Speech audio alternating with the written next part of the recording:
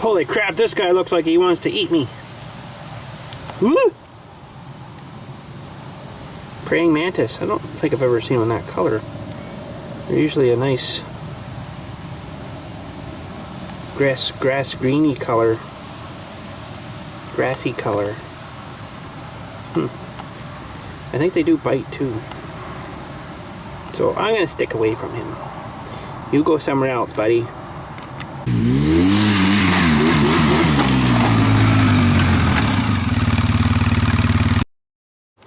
Anyhow, a little update on the weeds for you here. I thought I soaked them a lot more than this, but it's quite a bit dead here. I guess I was having nozzle problems, so I wasn't really paying attention too much here where I was spraying, but definitely worked good. Got them pretty brown and mushy. Anyway, how's she hanging today? Pretty good stuff here. My concrete guys have just come in again. So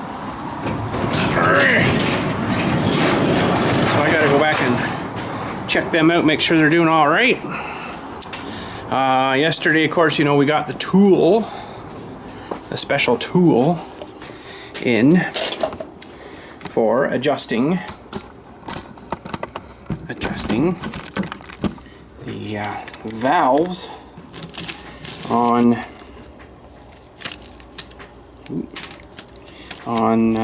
for cornflakes. On the Formix stuff here, we got the little feeler gauge. If I can get this stupid thing out, it's got like a little wee tiny slit here in the bottom of this bag, but it's not cooperating with me. There.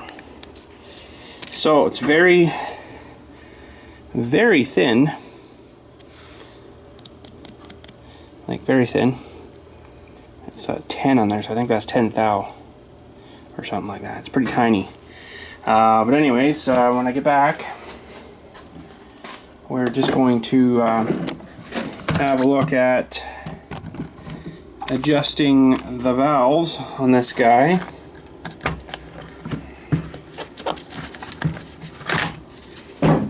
In here, and there's a little bit of a method to do it. You have to make sure you're in top dead center, and there's actually a way to do it, and it's all labeled on the thing in here on the flywheel. We'll show you that after though, but I gotta go back and check them, and we'll see how much spec this thing is sitting at here. Okay, I gotta friggin' get going here on what we're doing here, because holy cow, I've just about ruined the day for having any time left to do anything. I've been so busy. So, okay, so what we gotta do is, well, we can take the plug out again here. Okay, this one. Pull the plug out. This is the little tiny little microscopic NGK. Probably should be cleaned. I actually do have a good little bunch of stuff here to soak it in. Okay, so now we can take off the rocker cover. There's only one bolt that holds this down. Pull that off. And this kit does come with a new gasket, but this one looks really clean. Like as in around the surfaces here, it's not really all grind up. So I'm probably not going to replace it right now.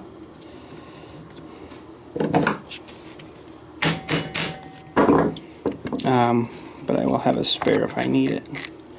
See, it's not really leaking through, so I probably what they would probably tell you is every time you take that off, oh, you better put a new gasket on it. Well, you know what?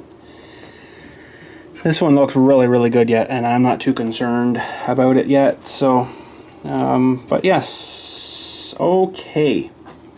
How are we gonna do this to show you guys really well? I want to try to zoom in. Actually, it's not too bad right there. But first of all, we got to make sure that this is in top dead center, which means the first stroke before the other strokes, kind of sort of thing. So right now you can see I'm pushing on the top of the piston, so that's top dead. Now if I pull it down, you can see that going down. So that's the bottom of your stroke there. So what we want to do is make sure she's, now that would have been, where I'm at right now, would have been the spark, right over the magnets, over the magneto here.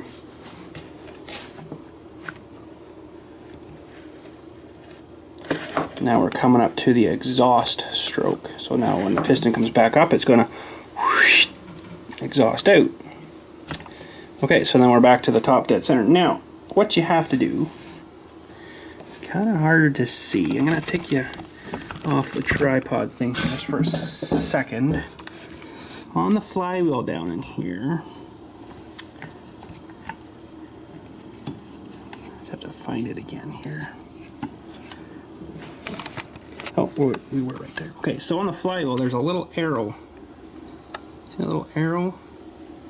You have to line it up with this bolt here, and that'll ensure. So you can almost feel when the connecting rod comes down and the crankshaft comes around, you can feel that little spot. So we're lined right up now with that bolt. So now we should technically have a space in between these rockers and the top of the valve. Let's see if we can get you in here.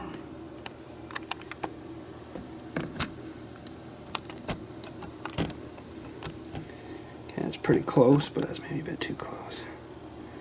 Okay, this thing's not working with me here. Hang on a sec here. Okay, so technically now this little tiny little piece of stuff should be able to slide in there, and it's not. That's very interesting. I think that those valves, or the rockers, are set too much. They do not want to slide in there.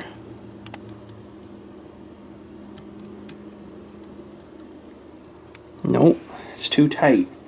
Now that would make sense why I'm having problems with the starting and the restarting once it's warm. So what this is doing is these are a little bit too tight. The little bolts up here. Let's just back you out a little bit here. These bolts, or these nuts, are a little bit too tight, and what's happening, I believe, is if you crank those down too much, it just cracks that valve open just a hair. Just probably couldn't even hardly even measure it. It might be the thickness of that, or even less. And if you have any gap there, it is going to be a nightmare. So what we're going to do, see, should be just a hair bit of play in those. So what we're going to do is back these off.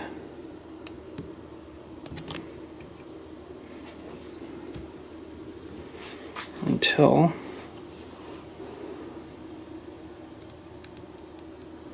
wow.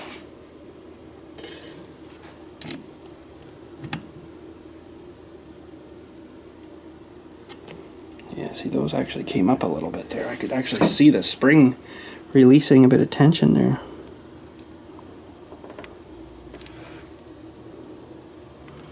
Wow, I didn't think it would need that much adjustment.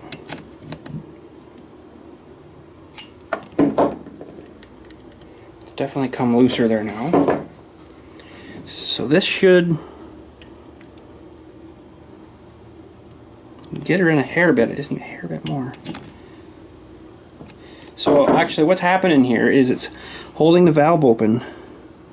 There, now you can see how that's slipping through there a little better. A little better. Yeah, so what's happening is it's actually holding those valves open just a hair, and it's letting compression leak through, which is making it harder to start. So that's actually too loose now. You just want just a little hair bit of, right about there.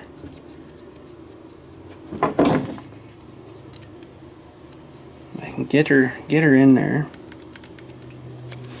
Okay, so let's compare. This one can't get in at all. And this one, we can get her, and I'm just gonna go just a hair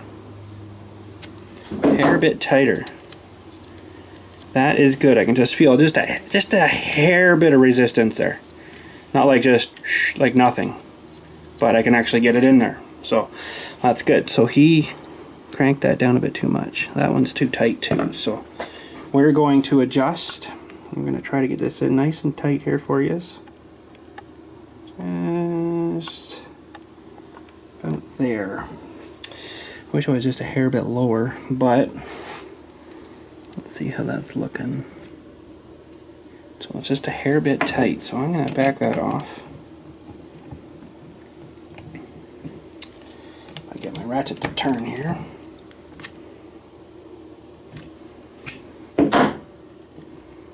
You can see the difference. See, that one's still going to be too tight, I can tell right now. So that one will back off just a bit more.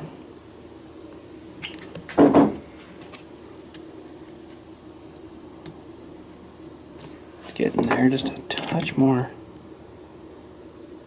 Does not need much because these are actually a fairly coarse thread on these adjusters here.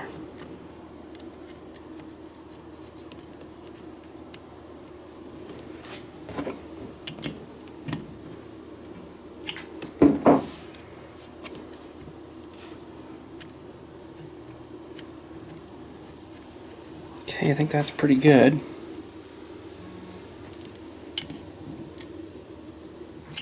I just want to double check them both now. Oh, that's funny, that one seems to be a lot looser now. That one feels pretty good. Now, how could this one be good and then now it's too loose?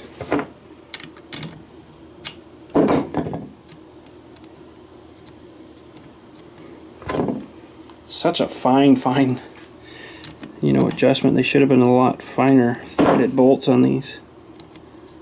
Okay, I like both of those. So now what we're gonna do, just back it way out here. Give her some pulling here. Let them cycle around a little bit.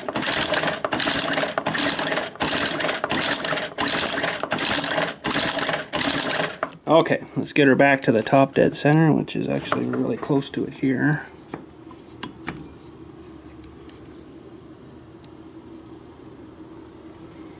Right there. And let's check them again now, see if they're still the same. Oh, see, they loosened up a whole bunch there. It's okay, we can readjust again.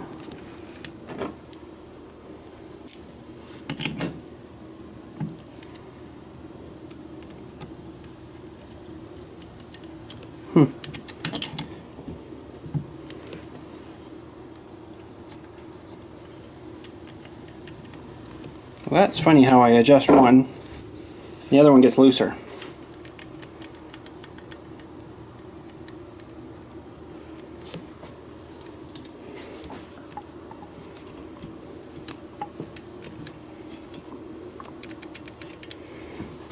Very strange.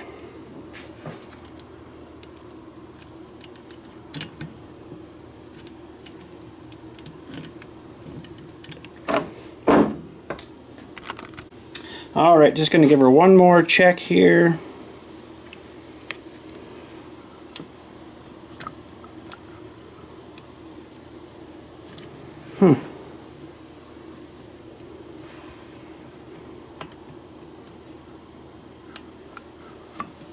Just got to find it when it's right at the top of that stroke.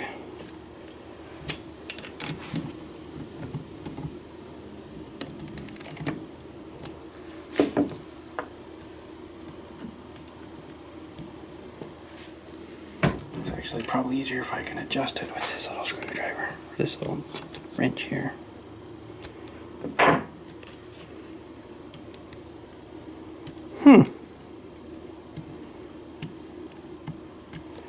Not too bad, I guess.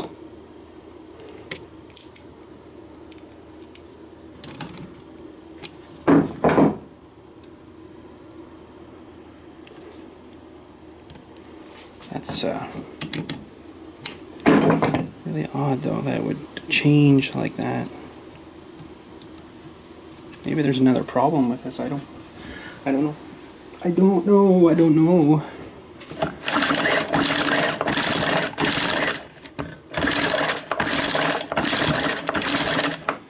Okay. So that's the exhaust opening. That's the intake sucking in.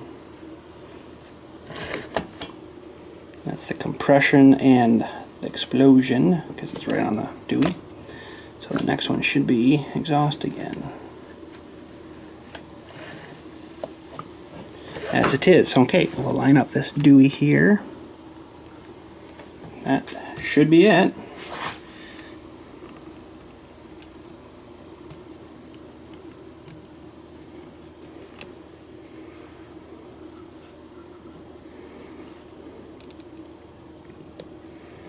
Okay, so that one feels too loose again. Confusing. It's such a small area that you have to try to hit. Okay, I like that one. That one I'm not too crazy on. Okay, that's better now.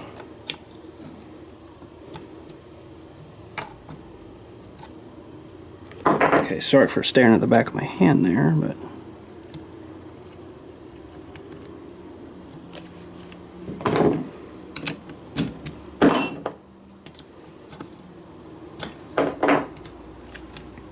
okay, I'm liking that. Alright. Alright. Now, probably should clean that plug, but it's really not too bad. We will just thread her back in. And get the right Dewey here. Okay. Put this guy back together. It also come with the new washer for there, but like I say, everything's not leaking, so I'm not gonna put new bits to her quite yet. Okay. Alright, back is up here a little bit, and I'll thread all this stuff through here.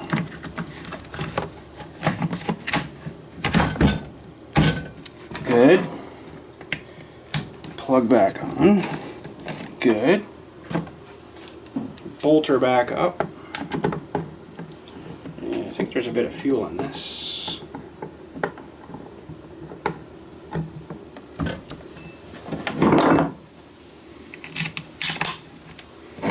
This machine really doesn't have a lot of hours to it.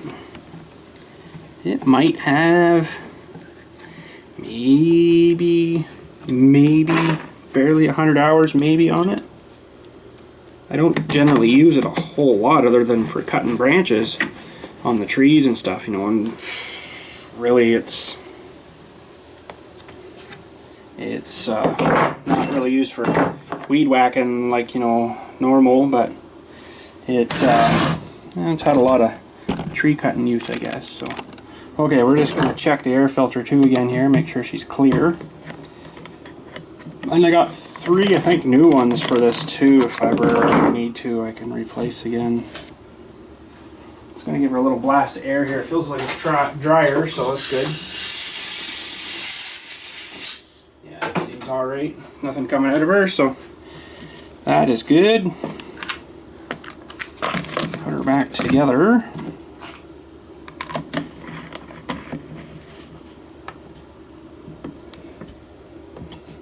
Good. And I think I'll go get a attachment for it or something, maybe the leaf blower, run it for a bit, and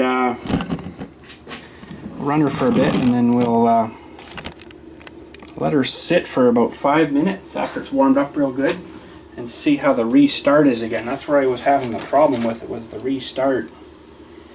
The only thing I could think is that the valves weren't right where they should have been. And things expand when it gets hot, and I think it was expanded enough that it was actually leaking compression through. So let me grab an attachment. We'll head out and do some blowing or something here. Okay, so I'll run this for 5 or so minutes. Make sure she's good and warm if it starts. And we'll shut her off for 10 or so minutes, and then we'll give her a restart and see how it is to restart.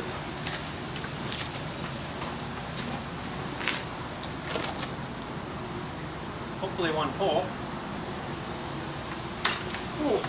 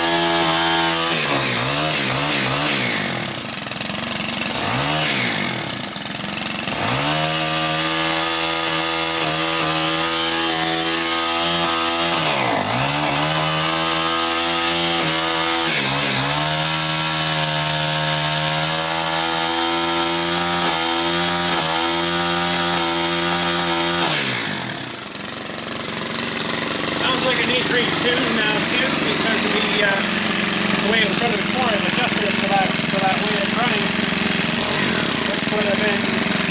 which would have made sense. So I don't know if you heard me there, but it sounds like it needs a tuning now because of the way it was running before with the valves the way they were set. I readjusted the carburetor to make it run better with their setting, I guess. Now it's not wanting to run right, so. But I'm gonna let her sit, cool for 5-10 minutes, whatever, and then give her another shot. Fire it up. I'm gonna throw another attachment on it here, maybe. Okay. Hi. Let's see how the restart is now. Put my pole saw on.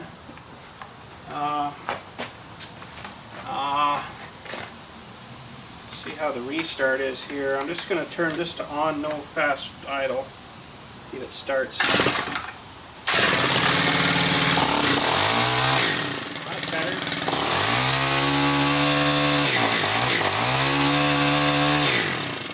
That sounds like it needs tuning though.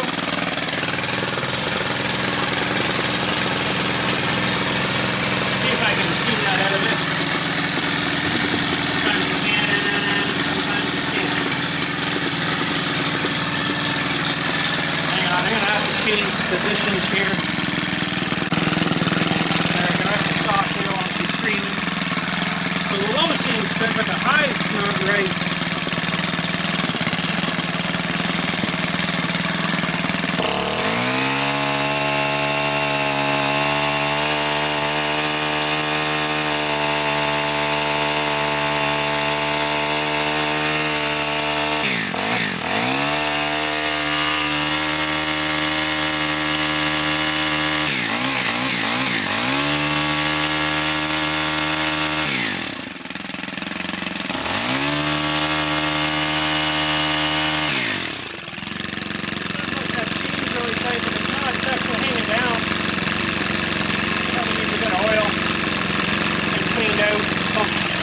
Up now.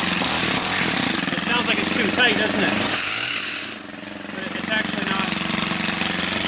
You can see it's hanging down off the bar, right? So it's not too tight.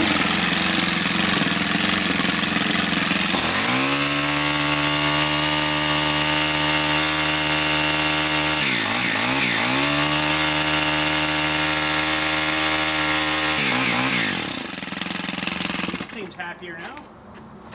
I'll just let that sit another few minutes here, let her cool down a little bit again, and we'll give her another start, see if she's good. Okay, one more test fired. She's good. I'm going to say she's good. If not, then we have to do it again, I guess. So I'm just going to set a fast idle, no choke. Hopefully it starts on one pull.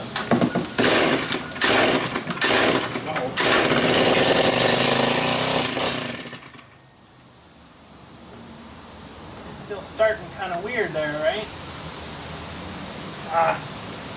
Now my duty's loose here. Holy jumping.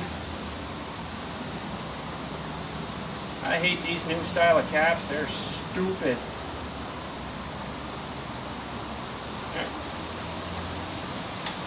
So that didn't seem to start too good again there.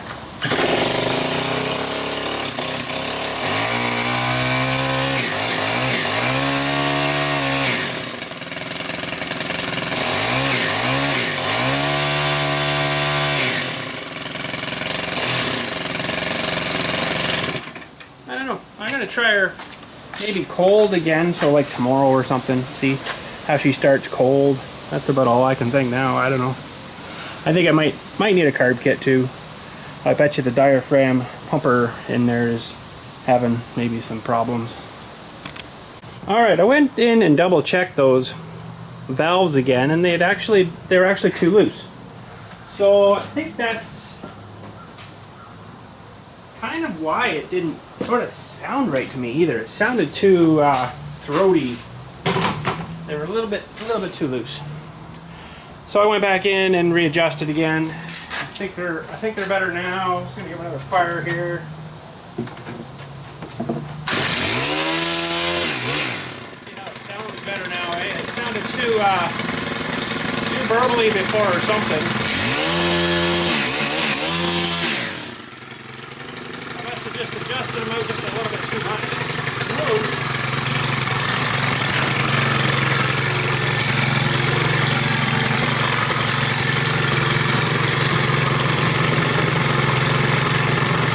So we'll try this now. That's better. Got a lot more power now. Interesting. Very interesting. Give her some more blow.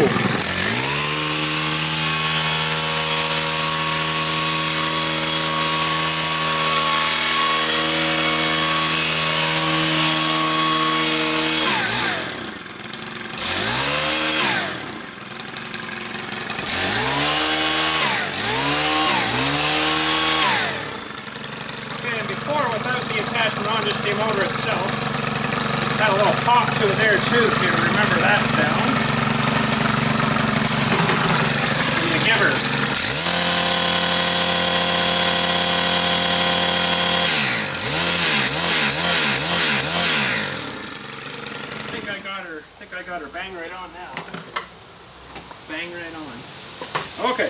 A little bit of running around, but we got her. So that's all part of the testing, right? Making sure you got things right.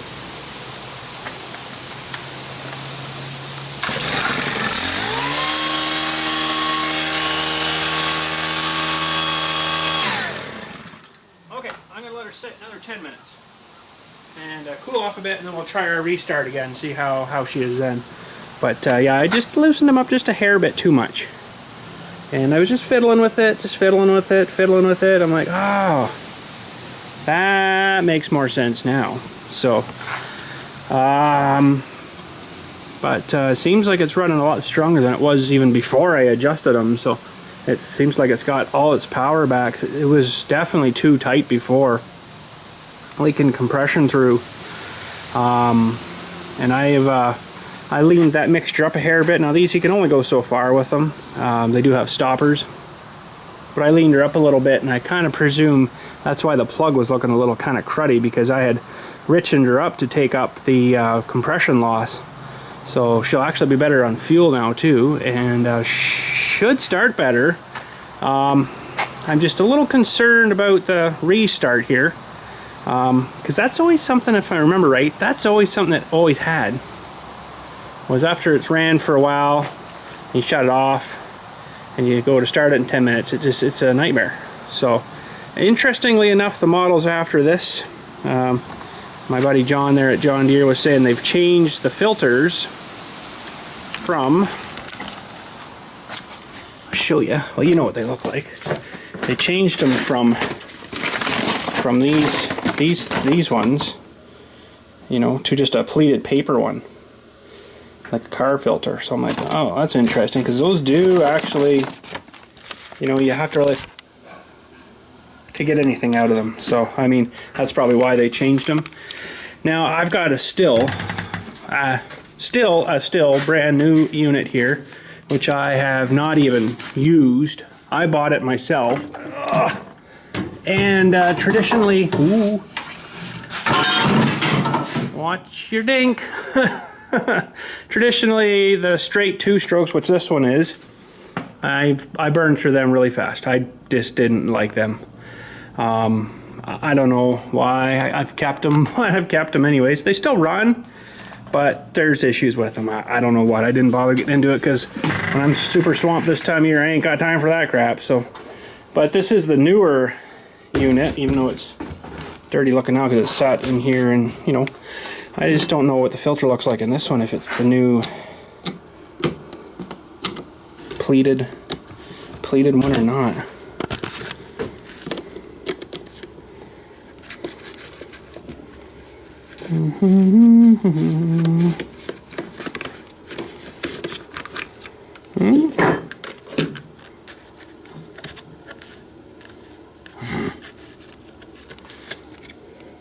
No, it's the same crap in this one, but he showed me a picture and they were a new pleated square, little square guy. So yeah, I don't know, whatever.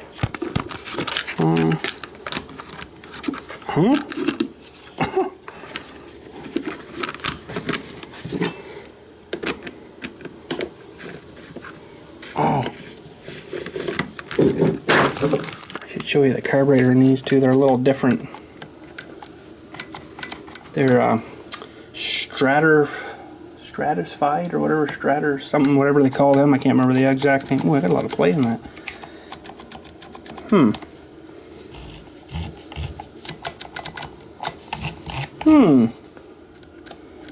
Seems like an awful lot of play there, but maybe it's supposed to be like that. Stratified? I can't think of the name. Anyways, doesn't really matter. But they're a little bit different carburetor setup on these guys than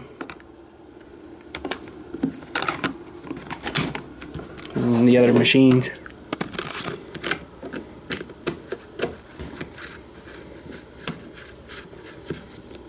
Okay. Now I haven't had this one going for a while. It's brand new. Like woo, a little pressure there. I'd never used her, and I've actually never used it enough to put my own gas in it. That's still gas in there from the dealership. So we should take this out and try her. It's kind of neat because they have a throttle thingy here, that you can adjust. So if you get to one spot, you like, just gives you a little hard spot. So if you just want a little bit of throttle, you crank that down. And you just got a little bit of throttle there. But if you need more, you'll push through and take off. Another neat thing is too, these ones have a it just does it. You just push it once and it doesn't just it doesn't do that, you know. So like that's pretty cool. And let me think now. Automatic choke. Right like that. Okay. We'll give her some. Oh, that's right too. This thing was, something went, so I think that blew the thing off the thing in here, because I haven't actually used it now. It's not priming, so it may have to come apart to see what happened in there. Something, oh no, there she goes. Never mind. We're good. Okay, let's take this one outside and just give her a fire. You'll definitely hear a difference in the sound of these ones, the straight 2-strokes, where that's a 4-stroke. There's no valves in this, right? So it works on exquisitely on the 2-stroke principle. But this is the new redesigned unit, so let's try her. Okay, so that choke thing also locks your throttle too for you.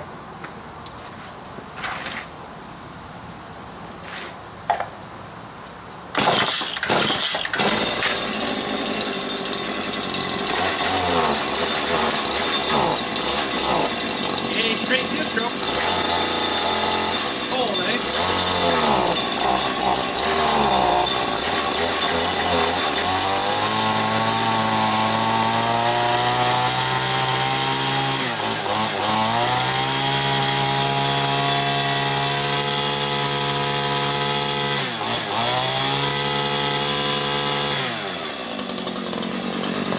But if you're curious, this is an FS94 94R.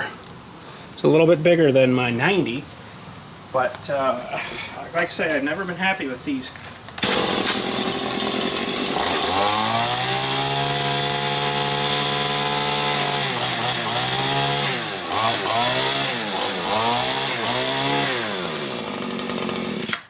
I mean, they run good and stuff, but the difference is the 4-stroke ones actually will last a lot longer on a tank of fuel than these straight 2-strokes will. I did one entire section back there on one tank of fuel on my 90, where this probably would have been about two and a bit maybe. So I just don't like them for that. Plus I feel these ones are feel like they're underpowered.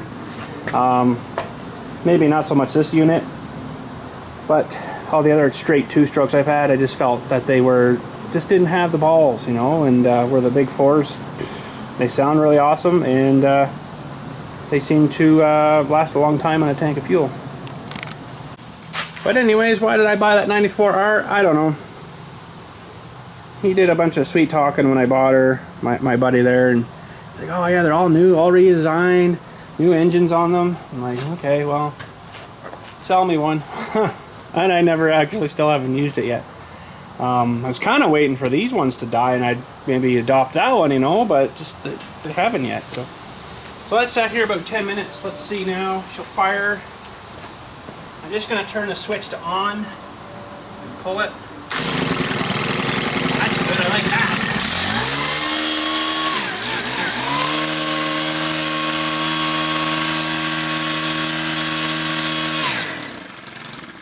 I think I got those right bang on exactly where they need to be.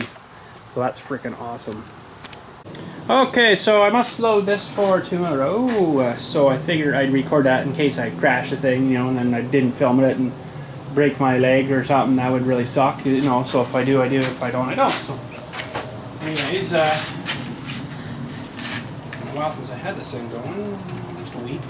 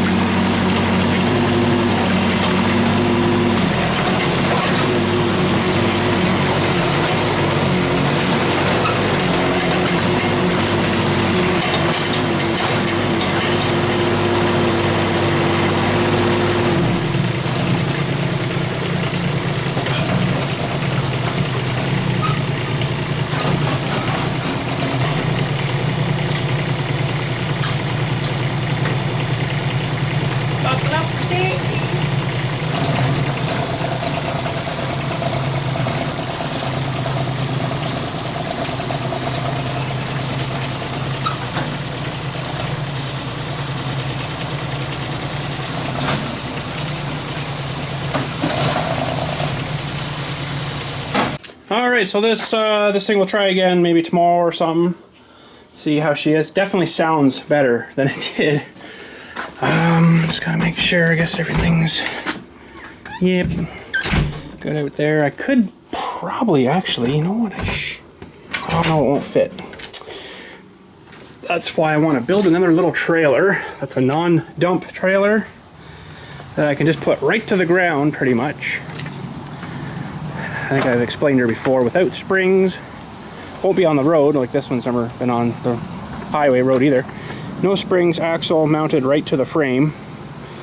And then I could get this thing backed right in, and I could probably load it from without ramps.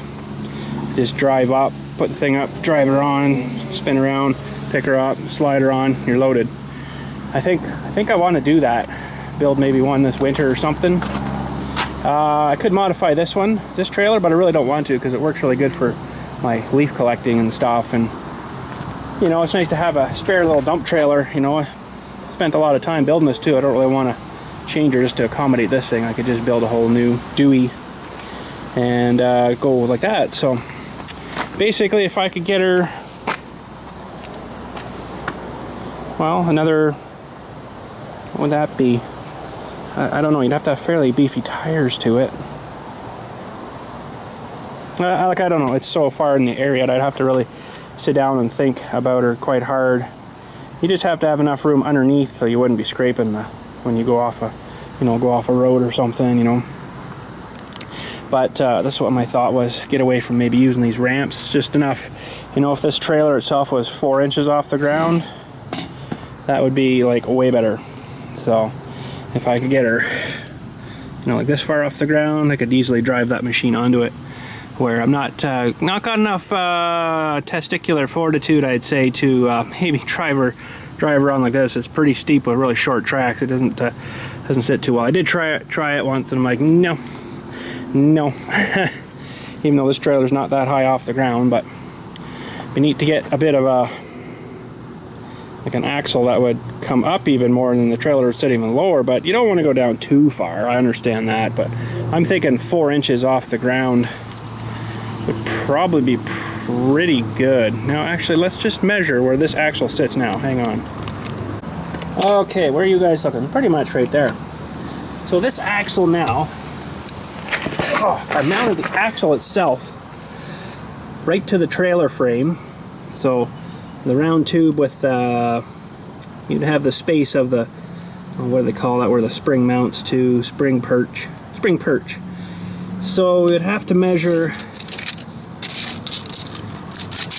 from that with these size of tires. That would be, I would say, about 9 inches off the ground there. Plus you're going to have a 2-inch tubing, so you're a foot off the ground. So I'd be roughly about where this, where the bottom bolt is here, would be my actual deck of my trailer. You know, I might be able to change a few things here and there. Like I was saying, if you could get I got an axle like it on my other big trailer where it's got like a drop. Right now I've got it in the down position, so it jacks the trailer way up. But you could do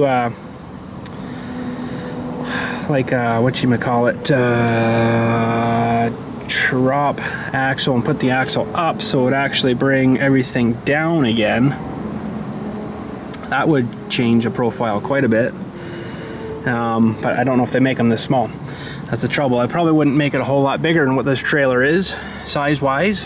I would keep it roughly about the same. And I don't want to modify this one. I could put the axle above the spring on this one. It would be awful close to hitting the trailer frame, but then that would actually drop the trailer part down too much, and all these fittings and stuff would be about 1 inch off the ground on the hydraulic stuff here. I don't want that. I want that kind of up even a little bit higher than it is now. It's not too bad now. I've got, what do I got there? About 5 inches maybe to the bottom of this elbow. I have knocked one of those off before though, and I had to have it replaced. because I went off a road and it was hanging too much. But I changed to these sharp 90 elbows. I had more of a radius 90 elbow before, and it ripped off, so didn't like it. But now mind you, this thing is loaded with 2,000 pounds on top of her too, so it's actually sitting down a lot lower than it normally would be. But I think if I get that deck a foot,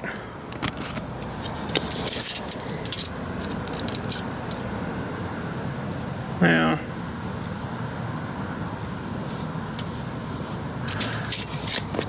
I like it about 10 inches actually. Would be really sweet. But so you got to think too, now I've got this up even higher again because I've got the main trailer frame attached to the dump box, and then this is where you sit up here. So I've actually already lost 4 inches right there from, you know, well, 2 inches technically, because this could have been the deck here with this piece going straight through there. So it's actually 2 inches higher than now with that on there, but that's the purpose of the dump box, right? So yeah, so that is maybe a plan for winter time, because right now I ain't got no time for that. So I'm kind of curious too what 715 pounds on these tires, so they're a little overloaded at 50 psi. Look at how squashed it is, eh? Woo! She's a little overloaded, boy. She's a little overloaded. 715 pounds. Now I guess they divide that between, so we're about 430 pounds heavier on each tire than we should be, so it's 800 pounds heavier in there than it should be on those tires. Awesome. Nothing like overloading stuff, eh? Freaking love it. But anyways, yeah, for a machine that size they should have a bit beefier tire, but which I might put on the new trailer, although so far these ones have been fine. Like, the only thing that might happen is it might just, you know, blower, right? Because these are, what, a nylon cord 2-ply. Yeah, they're pretty skinny. Should be at least a 4-ply on there. That would probably give you about a 1,200 pound roughly tire maybe. So yeah, a little overloaded, but you wouldn't definitely want to go down the road like that. But for maybe just in here, hopefully it's so far so good. But I'm just going to actually take this whole package home tonight with me. Just because then it's ready to go in the morning. I don't have to load everything and screw around then, you know. So, but if I could get that thing down, crap, I put my tape away. So that was 10 inch, 12 inch. So we're probably, I should have measured to the deck itself. But anyways, it doesn't really matter right now because it's not gonna happen anytime super soon. But this winter is definitely on one of my lists to do. And I don't really need it to dump, because what I would do is drive back like we are now, dig the hole, put the dirt on the trailer, right? And when they were all done, say back there, I'd go back, fill the hole back in with the dirt, and usually there's a little bit left over, but that's okay. And then I could just load the machine on again. I'd leave it parked off to the side somewhere, and load her back on. Away we go. So I don't really need a dump on it because it doesn't really need to dump. Would be nice, but like I say, I don't need it to dump, right? So that'll eliminate quite a bit of extra thickness too. So anyways, I guess I'll head her home. Frickin' starving, and yeah, so we'll catch yous all later and stuff. Have a good night and stuff.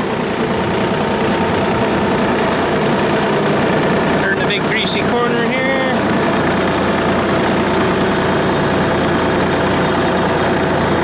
This machine and the trailer weight kind of almost feels like not quite, but almost like a load of dirt in the big trailer. So I'm thinking that trailer, when it's loaded,